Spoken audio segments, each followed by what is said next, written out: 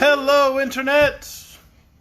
We are live. The family's all freaking out because somebody saw an ant.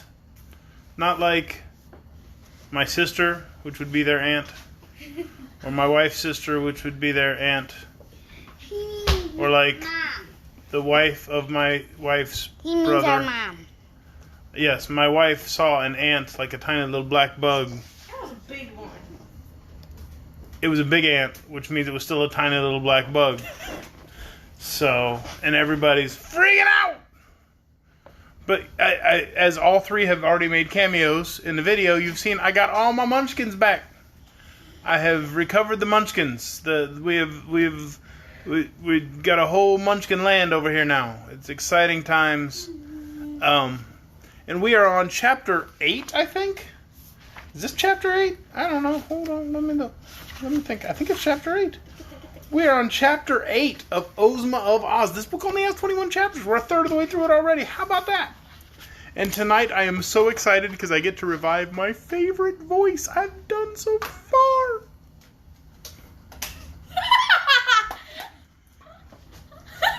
Why did you laugh? You cackled. She cackled like a witch. She continues to cackle. It's a bit frightening. Certainly scarier than the damn ant. The way your head was, your neck was just like, ooh. Apparently my neck was amusing. Alright. We are ready for chapter 8. The Hungry Tiger. But it's not the tiger's voice I'm excited to do. Alright, here we go. The first thing Dorothy did was to rush into the embrace of the Scarecrow, whose painted face beamed with delight as he pressed her form to his straw-padded bosom. Then the Tin Woodman embraced her very gently, for he knew his tin arms might hurt her if he squeezed too roughly. These greetings having been exchanged, Dorothy took the key to Tick-Tock from her pocket, wound up the machine man's action so that he could bow properly when introduced to the rest of the company. While doing this, she told them how useful Tick-Tock had been to her. And both the Scarecrow and the Tin Woodman shook hands with the machine once more and thanked him for protecting their friend. Then Dorothy asked, "Where is Billina?" "I don't know," said the Scarecrow. "Who's Billina?" "She's a yellow hen who's another friend of mine," answered the girl anxiously. "I wonder what has become of her." "She's in the chicken house in the backyard," said the princess. "My drawing room is no place for hens." Without waiting to hear more, Dorothy ran to get Billina, and just outside the door she came upon the Cowardly Lion still hitched to the chariot beside the Great Tiger. The Cowardly Lion had a big bow of blue ribbon fastened to the long hair between his ears, and the Tiger wore a bow of red ribbon around his tail just in front of the bushy end. In an instant Dorothy was hugging the huge lion joyfully. "I'm so glad to I almost did the princess's voice, I'm sorry. "I'm so glad to see you again," she cried. "And I'm glad to see you, Dorothy," said the lion. "We've had some fine adventures together, haven't we?" "Yes, indeed," she replied. "How are you?" "As cowardly as ever," the beast answered in a meek voice. "Every little thing scares me, and makes my heart beat fast. But let me introduce you to a new friend of mine, the Hungry Tiger." "Oh, are you hungry?" she asked, turning to the other beast, who was just then yawning so widely that he displayed 2 rows of terrible teeth and a mouth big enough to startle anyone. "Dreadfully hungry," answered the tiger, snapping his jaws together with a fierce click. "Well, then why don't you eat something?" she asked. "It's no use," said the tiger sadly. "I've tried that, but I always get hungry again." "Why, it's the same with me," said Dorothy, "yet I keep on eating." "But you eat harmless things, so it doesn't matter," replied the tiger. "For my part, I'm a savage beast, and have an appetite for all sorts of poor living creatures, from a chipmunk to fat babies." "How dreadful," said Dorothy. "Isn't it, though?" returned the Hungry Tiger, licking his lips with his long red tongue.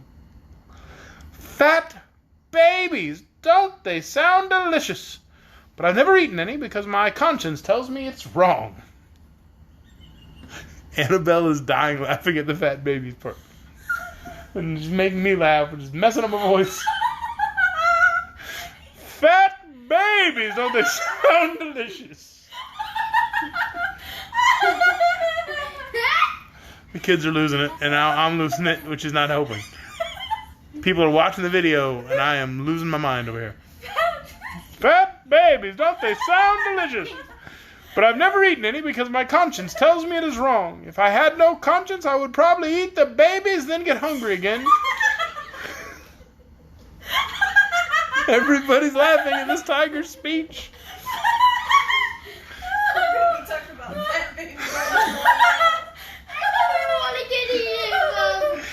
If I had no conscience, I would probably eat the babies and get hungry again, which would mean that I had sacrificed the poor babies for nothing.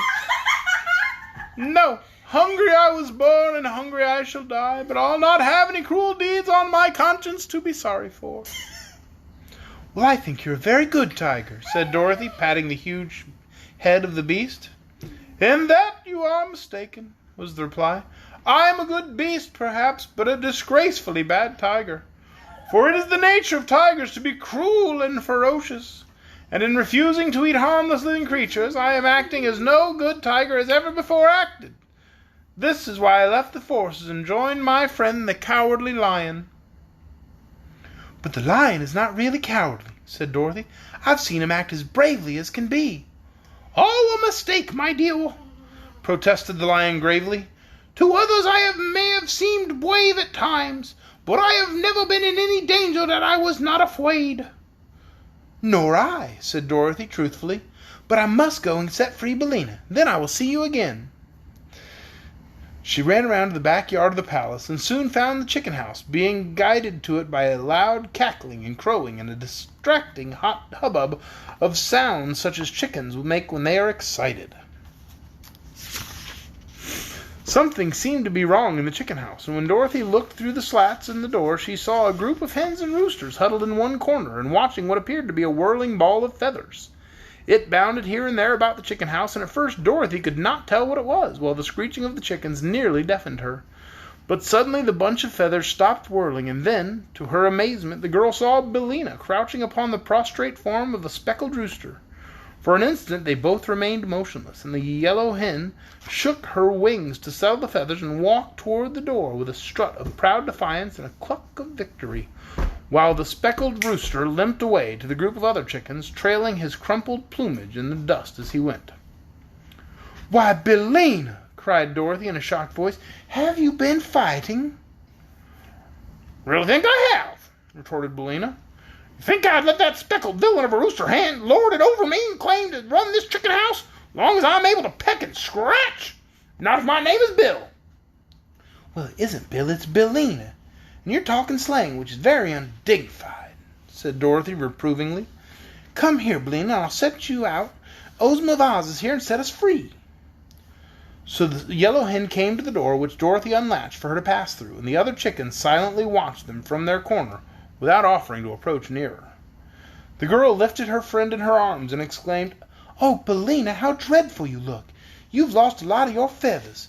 One of your eyes nearly pecked out and your comb is bleeding. Nothing, said Billina. Just look at that speckled rooster. Didn't I do him up brown? Dorothy shook her head. I don't approve of this at all, she said, carrying Billina away toward the palace. It isn't a good thing for you to associate with those common chickens. They would soon spoil your good manners, and you wouldn't be respectable no more. I asked to associate with them, replied Billina. It's that cross old princess who's to blame. I was raised in the United States, and I won't allow any one-horse chicken in the land to have to run over me and put on air as long as I can live to claw in self-defense. Very well, Billina. We won't talk about it any more. Soon they came to the cowardly lion and the hungry tiger, to whom the girl introduced the yellow hen. Glad to meet any friend of Dorothy's, said the lion politely. To judge by your present appearance, you are not a coward as I am. Your present appearance makes my mouth water, said the tiger, looking at Billina greedily. My, how good you would taste if I could only crunch you between my jaws. But don't worry, you would only appease my appetite for a moment, so it's not worthwhile to eat you. Thank you, said the hen, nestling closer in Dorothy's arms. Besides, it wouldn't be right, continued the tiger, looking steadily at Billina and clicking his jaws together. Of course not, cried Dorothy hastily. Billina's my friend. You mustn't ever eat her under any circumstances. I'll try to remember that, said the tiger, but I'm a little absent-minded at times. Fat babies, fat babies.